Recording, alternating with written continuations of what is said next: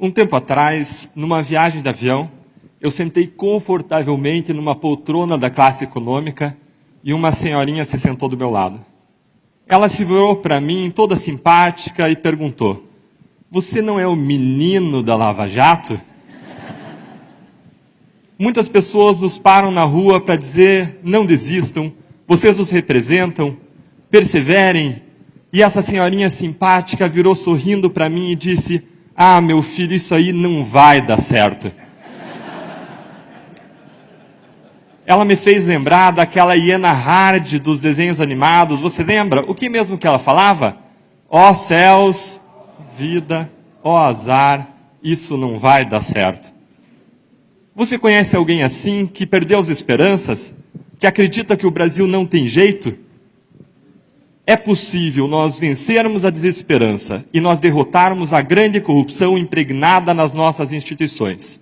Mas isso depende de nós. Nós podemos reduzir o sofrimento humano causado pela corrupção, mortes em estradas ruins, desigualdade de oportunidades, falta de segurança pública, escolas péssimas, doenças causadas por falta de água tratada e de esgoto, aflição em filas de hospitais e tantos outros problemas. Lutar contra a corrupção é uma questão de justiça social, de compaixão e de realização de direitos humanos. Por isso, hoje nós vamos falar sobre sonhar, perseverar e ousar na luta contra a corrupção no Brasil. Bom, eu vou começar pelo sonho. Quando eu saía da faculdade, há 15 anos atrás, eu tinha um sonho de um Brasil melhor. Mas mais do que isso, eu queria contribuir para ele. O caminho que eu encontrei para isso foi a carreira de procurador da República. Meu objetivo era, nos casos criminais, alcançar a justiça e, com isso, ajudar a evitar a roubalheira e recuperar o dinheiro desviado. Em 2004, eu tive o meu primeiro grande caso de corrupção. Identificamos mais de 70 funcionários fantasmas na Assembleia Legislativa do Estado do Paraná. O dinheiro dos salários era desviado pelo esquema. Passados mais de 13 anos, adivinhem o que aconteceu? Nenhuma pessoa foi punida e nenhum centavo foi recuperado. Um ano depois, em 2005, eu passei a trabalhar no caso Banestado. Acusamos mais de 680 pessoas por crimes graves. Sabem quantas foram presas? Pouco mais de 10, menos de 2%. Em seguida, num novo caso, réus foram condenados, inclusive por corrupção, a penas que superaram 40 anos de prisão. Agora tudo seria diferente. Contudo, em 2016, os processos todos tinham ido por água abaixo por questões puramente formais. A minha história é parecida com a do Brasil num ponto. É uma história de fracassos na luta contra a corrupção.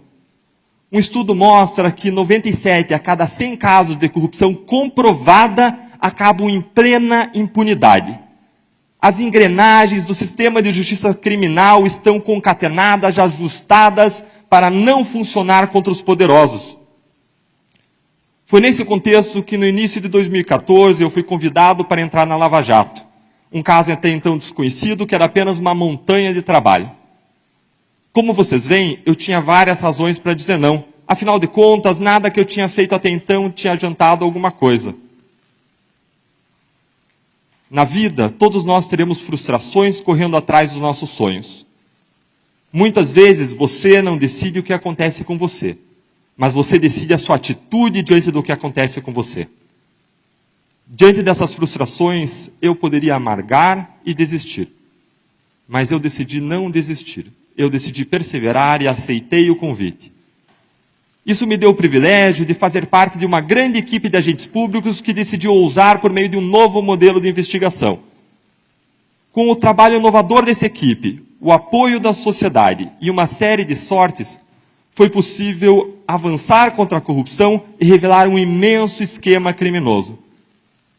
Como esse esquema funcionava?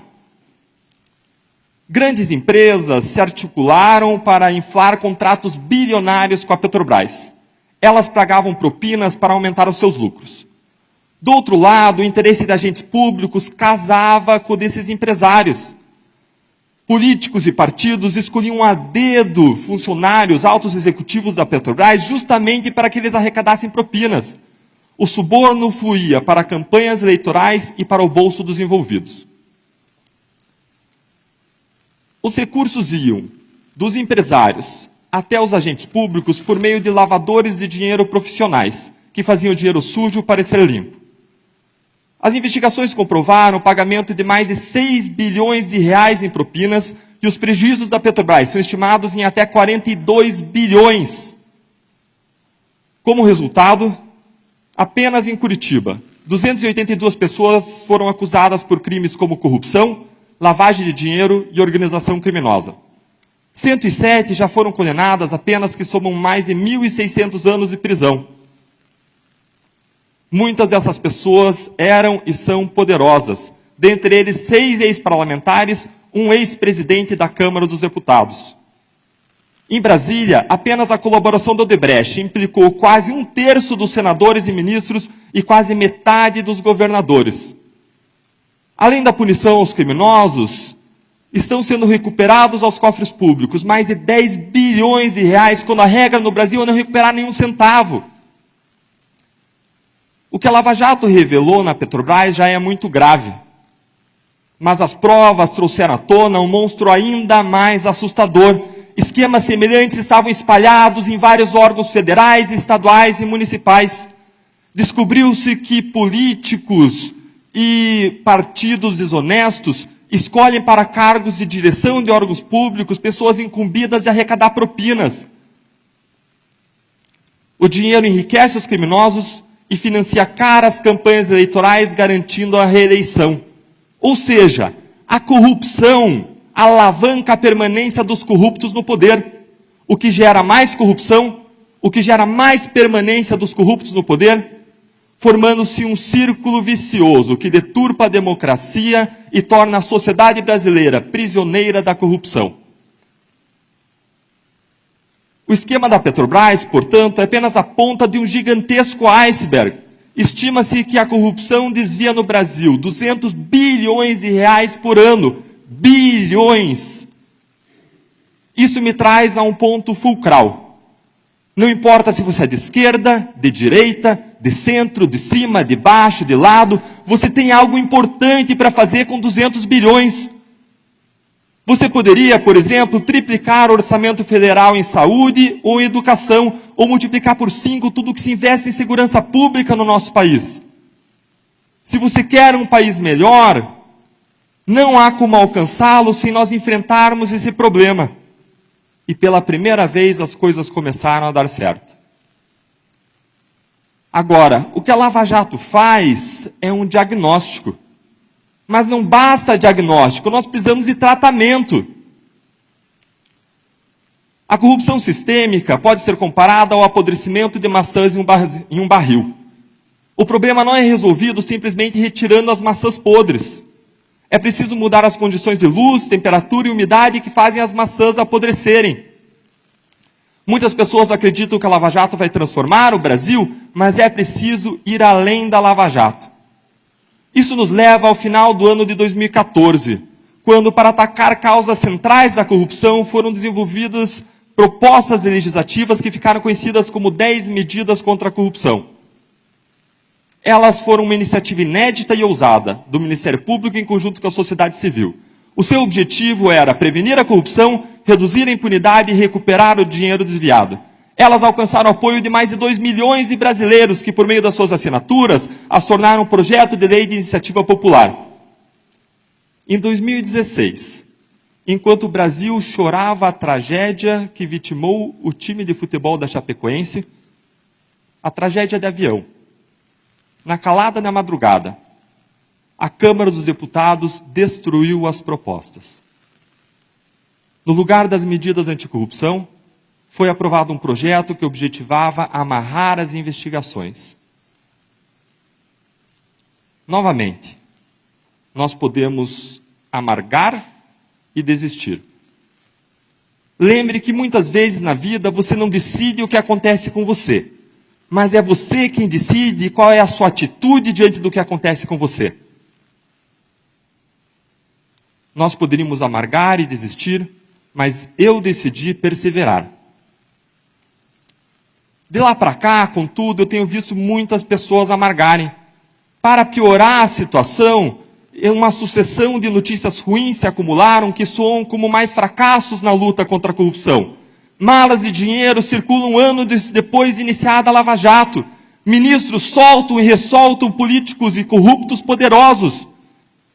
Regras que beneficiarão corruptos são gestadas no Congresso Nacional. Há rumores de que o Supremo Tribunal emitirá decisões que implicarão imensos retrocessos. Essa sucessão de fracassos alimenta dentro de nós um inimigo poderoso dos nossos sonhos, que é a desesperança. Para nós entendermos como a desesperança atua, vamos viajar a um laboratório da Universidade de Pensilvânia no inverno de 1965. Lá, pesquisadores começaram um experimento com cachorros, que, embora seja desagradável e eticamente questionável, tem uma preciosa lição a nos ensinar. Cachorros de um primeiro grupo foram colocados dentro de um compartimento, um de cada vez, em que eles sofriam choques elétricos regularmente. Eles eram capazes de parar os choques tocando um painel com o seu focinho, o que eles aprendiam de modo rápido. Já os cachorros de um segundo grupo foram colocados dentro do mesmo compartimento, mas nada que eles fizessem era capaz de parar os choques. Em seguida, os cientistas colocaram os mesmos cachorros dentro de um novo compartimento, com duas partes separadas por uma pequena cerca. Uma parte dava choques e a outra não. Agora os cachorros foram colocados de um lado da cerca e bastava pular para o outro lado para que eles escapassem dos choques. Adivinhem o que aconteceu quando os cachorros do experimento anterior foram colocados nesse compartimento duplo? Os cachorros do primeiro grupo, aqueles que tinham sido capazes de parar o choque, rapidamente pularam a cerca. Contudo, a maioria dos cachorros do segundo grupo, aqueles que tinham tomado choques que não poderiam ser parados, simplesmente se deitaram no chão eletrificado à espera de mais choques. Eles não tentaram pular a cerca nem qualquer outra solução. Eles se renderam. O psicólogo Martin Seligman era um dos pesquisadores responsáveis pela experiência. Ele chamou o estado mental daqueles cachorros que se deitaram à espera de mais choques de learned helplessness, ou desamparo aprendido, que é o estado de alguém que é incapaz de agir por si mesmo, sem ajuda. Mas por que aqueles cachorros ficaram assim? Porque eles se deitaram à espera de mais sofrimento, mesmo quando havia uma saída. Porque eles aprenderam. O modo como eles enxergavam a experiência passada lhes ensinou que eles eram incapazes, que eles eram impotentes. Você vê como a desesperança é poderosa? A desesperança nos paralisa. A desesperança nos mortifica ainda vivos. Nós nos insensibilizamos, anestesiamos com a nossa dor e a dor do outro. A desesperança é um obstáculo na luta contra a corrupção, porque ela retira a nossa capacidade de enxergar as oportunidades do presente. Nós nos tornamos incapazes de mudar a realidade, mesmo quando isso é possível, sonhando, ousando e perseverando. Mas aí alguém me dirá, mas Deltan, como sonhar, ousar e perseverar? Veja o que aconteceu com as 10 medidas. A cada jornal nacional nós tomamos choques e mais choques elétricos. Esse Congresso não aprovará reformas anticorrupção porque a maioria dos parlamentares que está lá não vai aprovar, eles não querem mudar. A minha resposta é, então a mudança está nas suas mãos. Se o Congresso atual não aprovará um pacote anticorrupção, então em 2018 vamos colocar lá quem vai aprovar. Enquanto nós conversamos, aliás, entidades respeitadas da sociedade civil estão seguindo, sonhando, ousando e perseverando. Elas articulam uma grande campanha anticorrupção para 2018. Várias delas estão desenvolvendo um super pacote anticorrupção para promover a integridade no ambiente público e privado. Esse pacote vai além das 10 medidas e aproveita grande parte delas, propondo ainda, por exemplo, melhoras nas licitações, na transparência, no sistema político eleitoral, na educação de crianças e jovens e nas regras de compliance. Ele será submetido a uma discussão ampla e aberta com a sociedade civil, E se for aperfeiçoado e aprovado pelo Congresso, revolucionará a luta contra a corrupção no nosso país. A estratégia agora não é mais coletar assinaturas.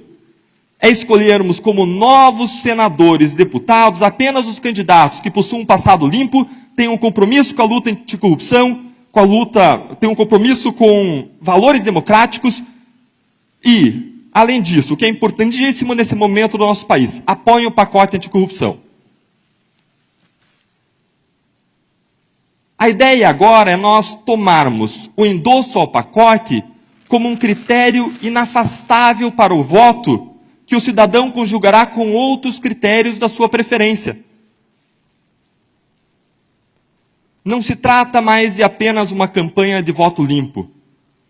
Agora nós selecionaremos candidatos que nos levarão a um conjunto de leis que incentivarão a integridade, as quais com o tempo nos levarão a candidatos mais íntegros, o que tende a nos levar a novas leis que incentivam a integridade, inaugurando um novo círculo, agora um círculo virtuoso para o futuro.